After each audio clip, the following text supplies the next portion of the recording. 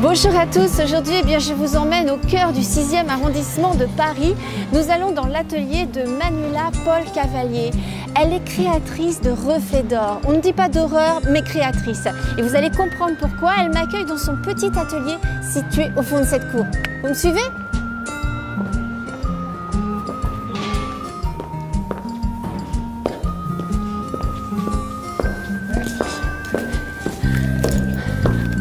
Manuela ? Bonjour Caroline. Bonjour. Bienvenue dans le monde de la matière en transformation. Oh, vers l'or. On y va.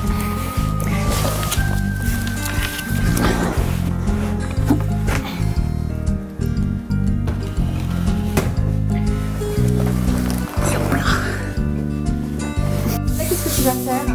Donc là, je vais appliquer une couche de blanc.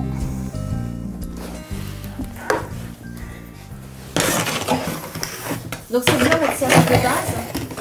C'est une base à la dorure, c'est ça. Je l'applique à chaud, il faut bouger vite parce que ça saisit. Tout doucement, on accompagne la matière pour qu'elle se pose. En fait, c'est comme d'avoir des yeux au bout des mains, au bout des doigts. On appuie,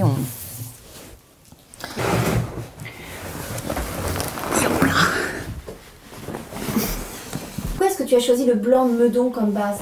Ça fait partie de la tradition de la dorure. J'ai fait 25 ans de restauration de bois doré. Et un jour, je suis rentrée dans l'atelier en me disant « Mais quelle est l'Antiquité de demain? Comment on va faire? Quel est Versailles en fait? Versailles aujourd'hui, qu'est-ce que ça pourrait être ?» Et donc, j'ai repris toutes mes techniques ancestrales de dorure, entre le 13e et 18e, pour en faire des choses très contemporaines. Donc, on est sur des bases à l'ancienne de blanc de Meudon et de colle de peau de lapin, qui sont mis en multicouches pour préparer en fait comme un coussin à la dorure. Et en fait, ensuite, au brunissage de la dorure. Donc la pose de la feuille d'or, c'est le minimum de ce travail. Toute la base, en fait, demande une grande élaboration et du temps. Et alors, qu'est-ce que ça va donner une fois que tu auras mis toutes ces couches et que tu auras mis la dorure? Ça va donner quoi comme aspect? Eh bien, je vais vous montrer sur des œuvres finies. Donc là, en fait, tu as passé les 8 couches nécessaires de base et c'est le travail à la fin, c'est ça? C'est ça. Voilà, c'est le travail final. C'est pour une exposition qui aura lieu dans la galerie Pierre-Yves Caher au mois de février. Voilà. Et pour vous montrer par exemple comment on fait pour brunir, je vais vous montrer avec une pierre d'agate. D'ailleurs, qu'est-ce que ça signifie brunir? Brunir, c'est faire jaillir l'or. C'est-à-dire que quand je pose la feuille d'or, ici, la feuille d'or, elle est mate. Et après, avec une pierre d'agate, on écrase la feuille d'or et à ce moment-là, l'or va surgir et la lumière va surgir. C'est-à-dire que la feuille d'or va devenir intégrante de la matière. Je vais vous montrer le geste. Alors. Hop.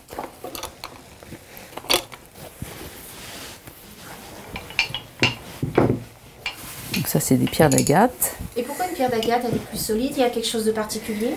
Elle est parfaitement lisse en fait, donc elle ne va pas rayer l'or. Et vous voyez, on a par exemple ici un W, donc on imagine que c'est un artisan qui sur les chantiers avait marqué sa pierre avec son initiale. On a souvent aussi des cercles autour, ça permet de marquer, de personnaliser les outils pour les reconnaître, on imagine, sur des chantiers. Ça fait partie de la passation, ce sont mes maîtres d'apprentissage silencieux qui perdurent à travers les siècles lorsque j'utilise leurs propres outils. Voilà. Donc j'en ai pris un. Hop. Et pour vous montrer comment se passe la matière, en fait, tout doucement comme ça, on vient écraser la matière et l'or surgit de l'ombre et de la pénombre avec une dextérité et une manière prolixe aussi. La lumière jaillit, raconte plein d'histoires, c'est juste quelque chose d'extraordinaire. Et là, par exemple, si on éteint la lumière, si on éteint la lumière, et on peut imaginer la personne qui se déplace devant la dorure et d'un seul coup, la lumière vient happer la dorure et danser sur la feuille d'or. Ouais, c'est très joli. Ouais, ça change tout suivant l'orientation que tu donnes. C'est ça. Et on peut, en se déplaçant aussi devant, on imagine de se balader avec des bougies. Voilà, c'est une façon, par exemple, de remettre de façon contemporaine aussi la poésie et la puissance de l'or telle qu'on la connaît dans nos traditions des arts décoratifs. et de la peinture.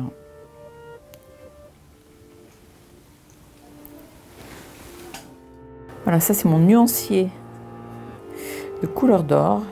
Je me déplace avec quand je vais chez mes clients, décorateurs d'intérieur ou autres. Voilà, et pour choisir les tonalités d'or, donc on a des ors roses, des ors verts, des ors blancs. Voilà. Là on a un petit morceau d'or. Et si on le prend dans les mains, il ne reste plus rien. Oh, c'est de la magie. Mais je fais disparaître l'or, mais pas apparaître. Il faudrait apparaître, ce serait mieux. J'aimerais bien que tu fasses l'inverse. C'est ça. Apparaître de l'or, s'il te plaît.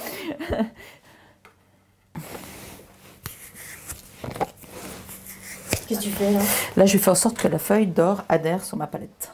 Et donc pourquoi tu frottes le pinceau sur le front? Parce qu'on met un peu de gras du front, ou, voilà, pour que ça puisse adhérer. Ça puisse mieux voilà. attraper. C'est ça.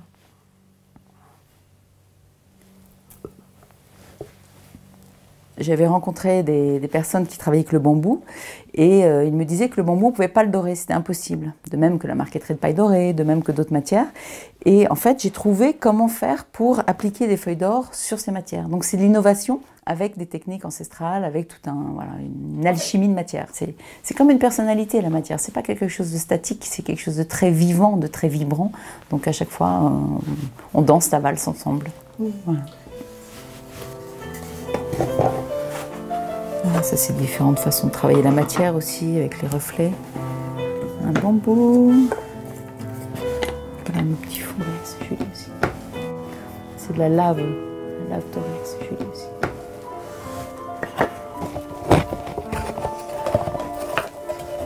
Le bambou, il y a d'autres espèces de sortes de bambou. Comme ça.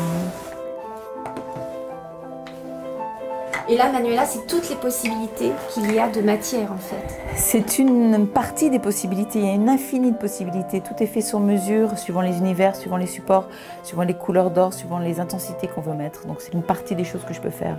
Et c'est pas fini. Et c'est pas fini. Et ça ne finit jamais. Et comment on se dit au revoir entre doreurs? Il y a une coutume? Et la tradition de l'atelier, c'est qu'on se met une petite feuille d'or sur la main pour repartir avec une main en or. Ah bah génial. Attends. Alors c'est parti. Waouh!